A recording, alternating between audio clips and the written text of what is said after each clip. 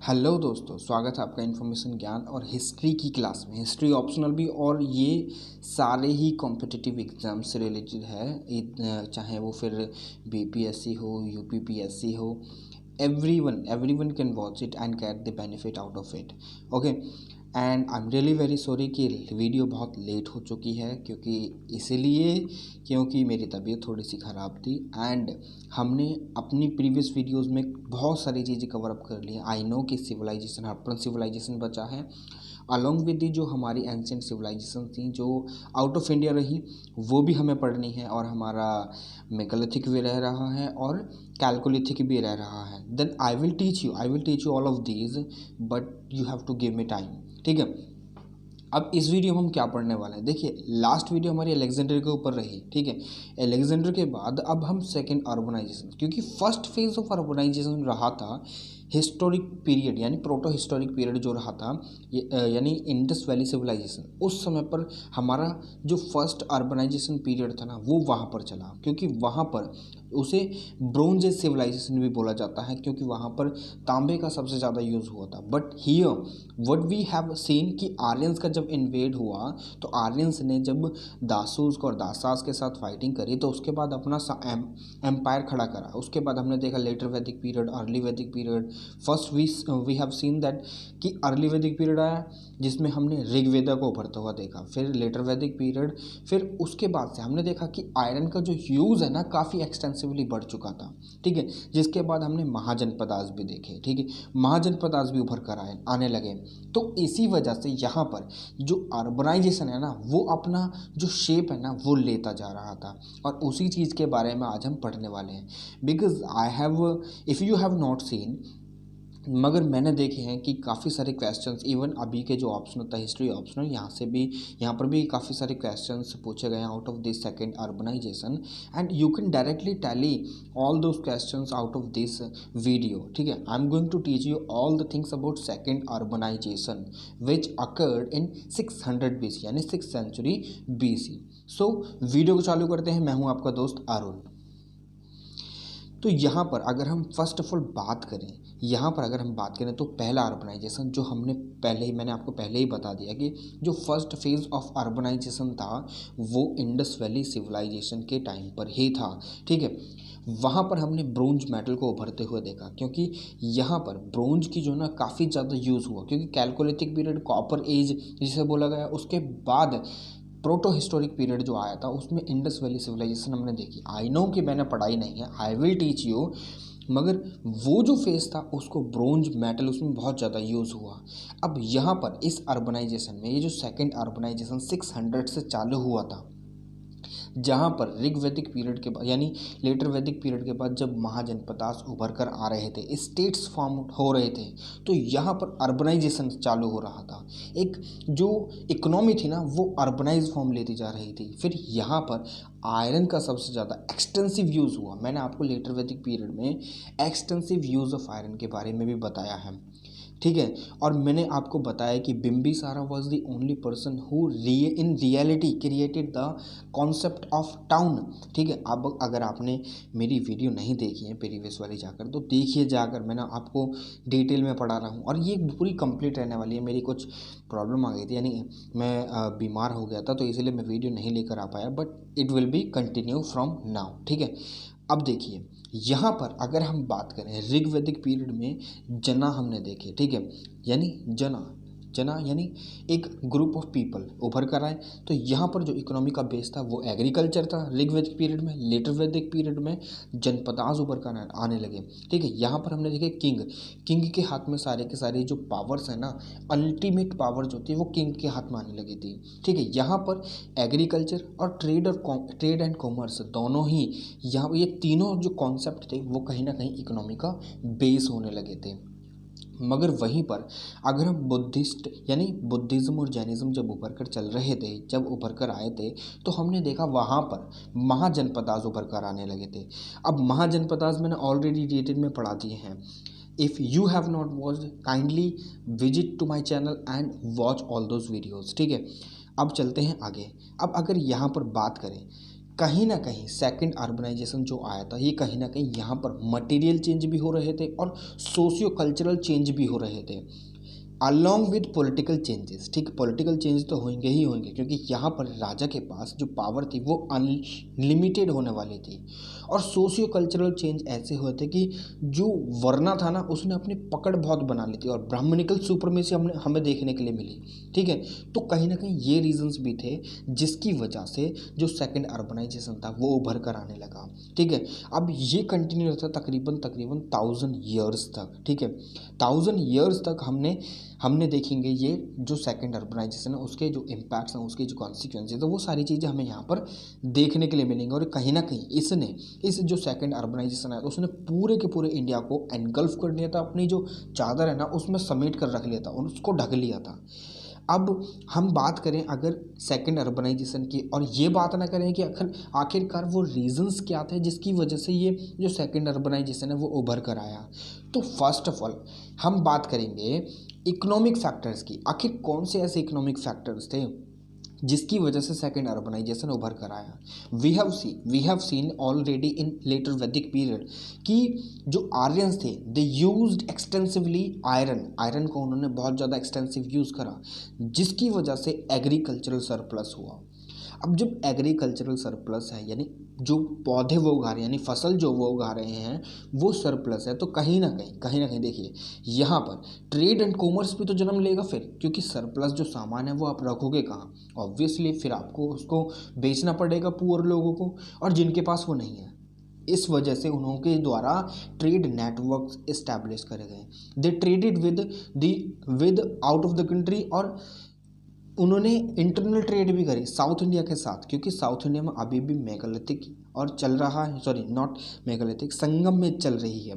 That we will read just after these certain videos. ठीक है, इसके बाद कुछ और वीडियो आएंगे, उसके बाद हम बुद्धिस्ट के बाद सीधे संगम एज की तरफ ही चलेंगे, यानी पहले हम मौर्यास पढ़ेंगे उसके बाद हम संगम एज की तरफ चलेंगे। ठीक है, अब जब एग्रीकल्चरल सरप्लस है तो उसको बेचने के लिए भी तो कोई जगह चाहिए पर्टिकुलर।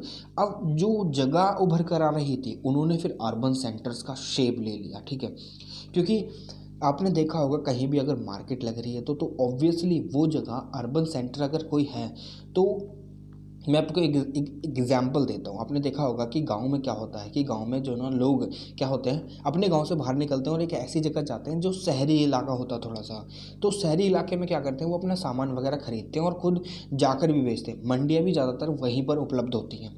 अब वहाँ पर जब मंडियाँ उपलब्ध होती हैं तो वो अपने सामान को आसानी से बेच सकते हैं। ठीक है, अब वो शहरी इलाके में है तो वो कहीं ना कहीं एक अर्बन सेंटर कहलाएगा। तो इसी वजह से जब एग्रीकल्चरल सरप्लस हुआ तो कहीं ना कहीं जो लोग थे उन्होंने एक पर्टिकुलर स्थान डिसाइड कर लिया और वहाँ पर सब सारे जने एक साथ आते थे और अपनी चीज़ों को बेचा करते थे, आदान प्रदान करा करते थे। ठीक है, अब इसी जगह पर हमने कॉइन्स भी तो देखे हैं काफ़ी सारे। हमने पंचमार्क कॉइन्स भी देखे हैं कि पंचमार्क कॉइन्स का भी यूज़ करा गया है एज अ काइंड ऑफ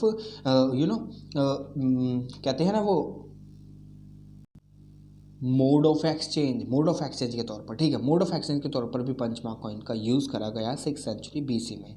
अब देखिए यहाँ पर नए नए क्राफ्ट्स भी उभर कर आ रहे थे और जब क्राफ्ट्स उभर कर आ रहे हैं due to the use of iron, कहीं ना कहीं फिर क्राफ्ट सेंटर्स भी उभर कर आएंगे। ठीक है, नॉट सेंसर्स एट सेंटर्स। ठीक है, सेंटर्स भी उभर कर आने लगे। अब यहाँ पर लोग बाग आते हैं यानी पीपल आते हैं, खरीदते हैं, बेचते हैं और चले जाते हैं। ठीक है, यहाँ से ये जो जहाँ पर ये जो आदान प्रदान चल रहा है वो फिर सेंटर्स उभर कर आने लगे।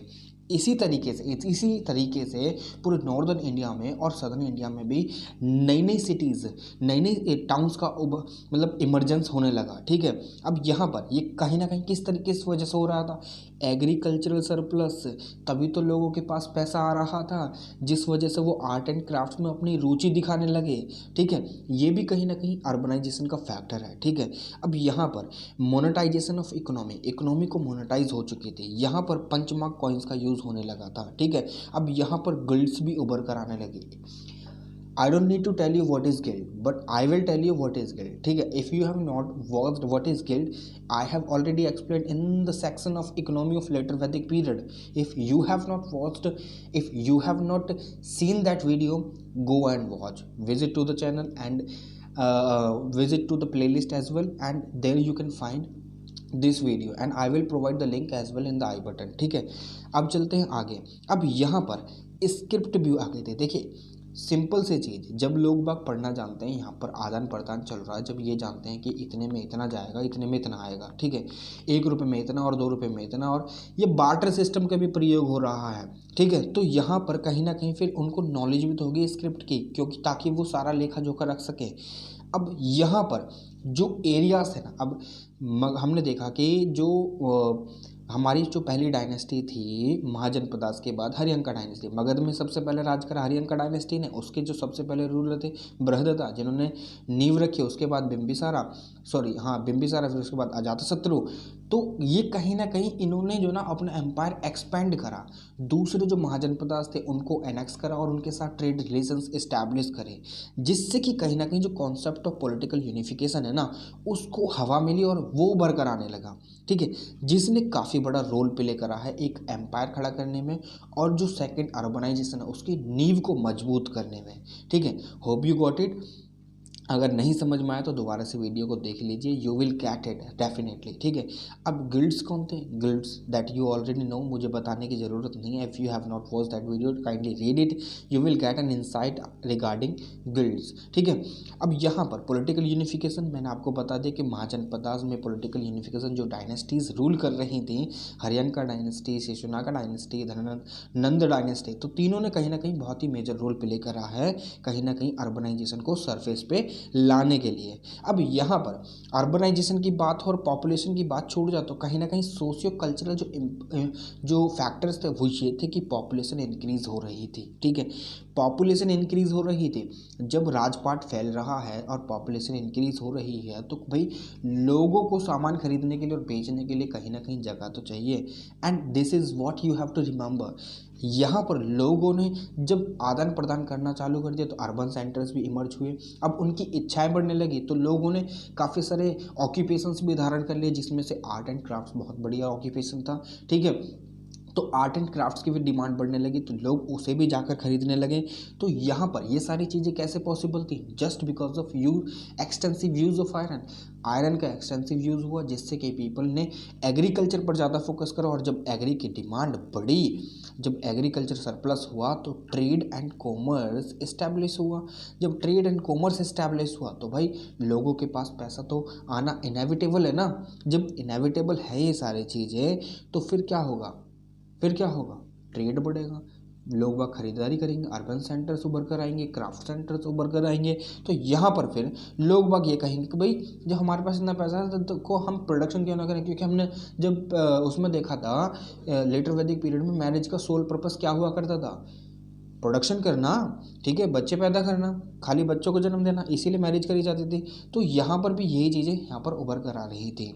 और हेटेरोडॉक्स, जब यहाँ पर सारी चीज़ों की बात हो रही है, हेटेरोडॉक्स में हम बुद्धिज़्म और जैनिज़्म की बात ना करें। देखिए बुद्धिज़्म और जैनिज़्म में क्या हुआ था कि ट्रेड को और एग्रीकल्चर को बहुत ज़्यादा फैसिलिटेट करा गया था। जैनिज़्म में ट्रेड को ज़्यादा फैसिलिटेट करा गया था, बुद्धिज़्म में what is that, just a second, Jainism में ट्रेड के लिए ट्रेड के लिए कहा गया था महावीर जी के द्वारा, और बुद्धिज्म में एग्रीकल्चर के लिए भी और ट्रेड के लिए भी। What ever you want you can do. ठीक है, अगर आपको इंडक्ट होना है बुद्धा के संघा में, then you have to leave whatever you are doing. ठीक है, अपनी रिस्पॉन्सिबिलिटी से निफ्राम होकर ही आप बुद्धा के संघा में जोड़ सकते हैं। वो मैं आपको जब बुद्धिज्म पढ़ाऊँगा जब मैं आपको समझाऊंगा। ठीक है, अब यहाँ पर मटेरियलिस्टिक आउटलुक, अब लोग बाग क्या कर रहे थे, मतलब पीपल क्या कर रहे थे भाई, उनको सारी चीज़ें पसंद आने लगी, तो उनका जो आउटलुक था वो अब मटेरियलिस्टिक हो रहा था। ठीक है, अब वो ज़्यादातर जो मटेरियल चीज़ें हैं ना, यानी मोह माया की तरफ बहुत ज़्यादा अट्रैक्ट हो रहे थे। तो कहीं ना कहीं ये भी एक फैक्टर था जो अर्बनाइजेशन, सेकेंड अर्बनाइजेशन को उभार कर लेकर आया। ठीक है, अब अगर हम पॉलिटिकल एडमिनिस्ट्रेटिव की बात करें तो कहीं ना कहीं जो कैपिटल्स थे महाजनपदास के, जो कैपिटल्स है, यानी अगर हम बात करें उसकी मगधा की जो कैपिटल थी वो राजगीर हुआ करती थी। ठीक है, उसके बाद पाटलिपुत्र बनी, फिर उसके बाद वैशाली भी बनी। वैशाली को किसने बनाया था आप मुझे कमेंट कर बताइए। अगर आपको नहीं पता तो महाजनपदा देखिए, अगर आपको नहीं पता तो एक बार आप शिशुनागा देखिए। शिशुनागा डायनेस्टी जब मैंने पढ़ाई थी तो वो आप एक बार देखिए, वहाँ पर मैंने एक्सप्लेन कर रखा है। मगर I want you to participate, that is why I am asking कि आप मुझे कमेंट कर बताइए नीचे कमेंट बॉक्स में, ठीक है। तो यहाँ पर जो कैपिटल्स थी ना वो कहीं ना कहीं फ्लोरिशिंग टाउन थी। अब फ्लोरिशिंग टाउन कहीं ना कहीं ये हाल्टिंग पॉइंट भी हुआ करते थे, यहाँ पर ट्रेड भी एक्सटेंसिवली प्रैक्टिस करी जाती थी, यहाँ पर आदान प्रदान ज़्यादा हुआ करता था। तो कहीं ना कहीं जो इकोनॉमिक फाउंडेशन थी स्टेट की वो यहीं से रखी गई। अब किंग जो थे हुआ करते थे राज्य के, यानी मगध के जो किंग हुआ करते थे, कहीं ना कहीं उन्होंने इस चीज़ को भी पैट्रोनाइज करा, उन्होंने बढ़ावा दिया ताकि जो इकोनॉमिक सिग्निफिकेंस है ना कैपिटल की उसको बहुत ज़्यादा बढ़ाया जा सके, ठीक है। जैसे कि यहाँ पर अर्बन सेंटर्स भी काफ़ी सारे उभर कर आए, वैशाली, अवंती, चंपा, श्रावस्ती। तो यहाँ पर ये जो अर्बन सेंटर्स थे ना इन जनपदास में, इन महाजनपदास में उभर कर आने लगे थे, ठीक है। तो ये था सेकेंड अर्बनाइजेशन। आप जरूर देखिएगा, मैं आपको नेक्स्ट जो स्लाइड आएगी, ये नेक्स्ट जो वीडियो आएगी, यानी जब मैं बुद्धिज़्म और जैनिज़्म पढ़ाऊंगा तो उसमें मैं आपको क्वेश्चन भी डालूंगा अलग से, ठीक है, ताकि आपको इजीली पता चल सके कि क्वेश्चन बन कहाँ से रहे हैं, ठीक है। अब हमारी जो नेक्स्ट वीडियो आने वाली है वो आजीविका सेक्ट के बारे में आने वाली है, क्योंकि आजीविका वो मैं जब आजीविका पढ़ाऊंगा जब ही बताऊंगा, ठीक है। क्योंकि आजीविका का जो डिस्कशन है वो हम जब जैनिज्म पढ़ेंगे और बुद्धिज्म पढ़ेंगे और जैनिज्म पढ़ेंगे, दोनों में ही उसका डिस्कशन क्या करा गया है, ठीक है। वो मौर्यन से भी रिलेटेड है, ठीक है, और वो जो हमारी हरियंका डायनेस्टी थी उससे भी रिलेटेड है। तो जब हम उसे पढ़ेंगे तब की तब देखेंगे, ठीक। अभी के लिए फिलहाल इतना ही। आपको वीडियो कैसी लगी do let me know in the comment box, ठीक है। अगर आपने चैनल को सब्सक्राइब नहीं करा तो do hit the subscribe button and do hit the like button as well. तो अगली वीडियो में आपसे मेरी फिर मुलाकात होगी, तो तब तक के लिए जय हिंद।